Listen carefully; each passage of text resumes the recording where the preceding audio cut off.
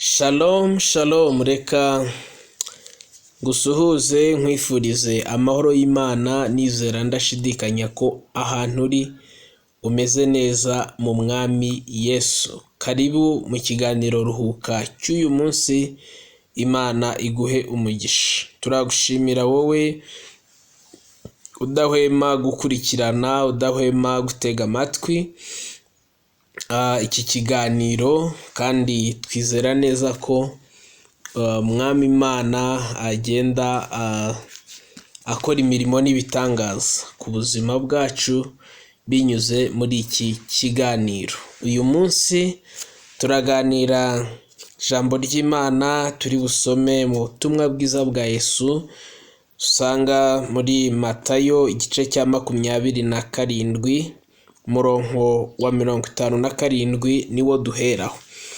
Bibiri yivuze ngo nuko nimugoroba haza umuntu w'umutunzi wo muri Arimataya witwaga Yozefu, kandi nawe yari umwigishwa wa Yesu.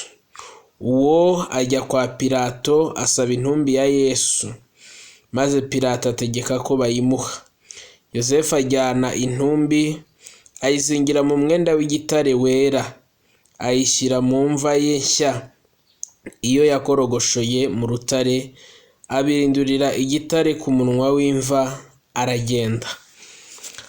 Yesu ashimwe cyane. Uyu mugabo witwa Yozefu ni umugabo w'umutunzi, nk'uko Bibiliya ibivuga. Yari umutunzi, ariko si ibyo gusa, yari no mu rukiko rwaciraga imanza abanyamadini rwitwaga Sanhedrin. Ariko si ibyo gusa kandi, yari n'umwigishwa wa Yesu. Yari yarakiriye Kristo nk'umwami n'umukiza. Hanyuma ariko kubera gutinya Abayuda, akaba yari umwigishwa wa Yesu mu buryo bw'ibanga butazwi. Uyu nguyu ntiwari kumubona muri Nibature. Uyu ntabwo wari kumubona mu kivunge, mu ruhame rw'abandi bantu. Oya, ariko yari afite ukuntu aziranye na Yesu. Aha hantu byampaye isomo rikomeye cyane. Hari abantu tutabona kubera impamvu wenda runaka zabo bwite se, inshingano bafite se, n'ibindi bitandukanye.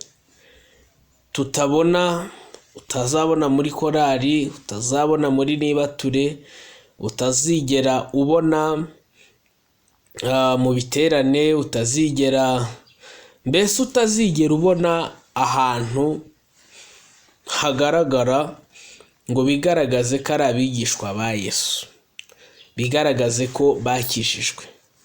Ariko aba bantu ugasanga Imana hari ikintu yababikiye gikomeye, hari tasike ikomeye Imana yabazigamiye bagomba kuzakora, itari buzakorwe n'undi muntu uwo ari we wese.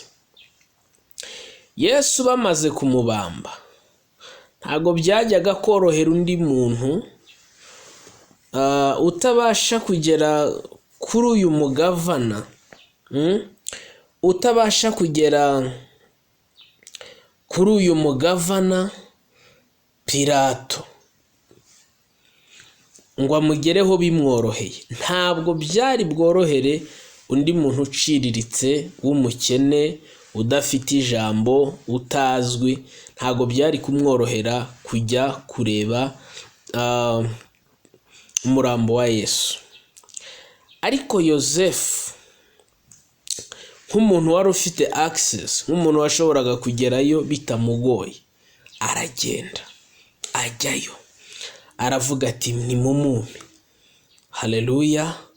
Pilato arabyemera ko bamumuha, aramujyana Yozefu, ajya kumushyira mu mva. yikorogoshoreye kuko ibyo babaga bavuga yabaga bizi. yikorogoshoreye mu rutare. Ubundi wakibaza ngo ese iyo abatarayikorogoshoye byari kugenda gute? Ariko Imana yari yaramuteguye kandi imutegurira n'umurimo ukomeye agomba kuzakora, utari buzashoborwe n'undi muntu uwo ari we wese. Amujyanamo, amushyingura mu cyubahiro. Haleluya! Amushyingura mu cyubahiro, akoresha umwenda, amuzingazingira mu mwenda w'icyubahiro, umwenda mwiza ukomeye bitaga linen. Arangije aramushyingura. Yesu ashimwe cyane. Niki nshaka gutindaho hano? Niki nshaka kukubwira wowe urimo urumva? Ndashaka kukubwira ko Yesu hari inshuti yakuzigamiye.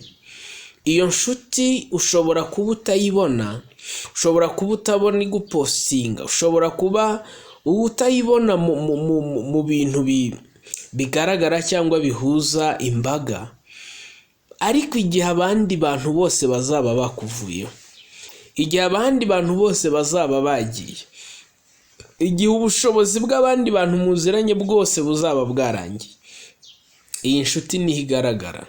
Iyi nshuti niho uyibona.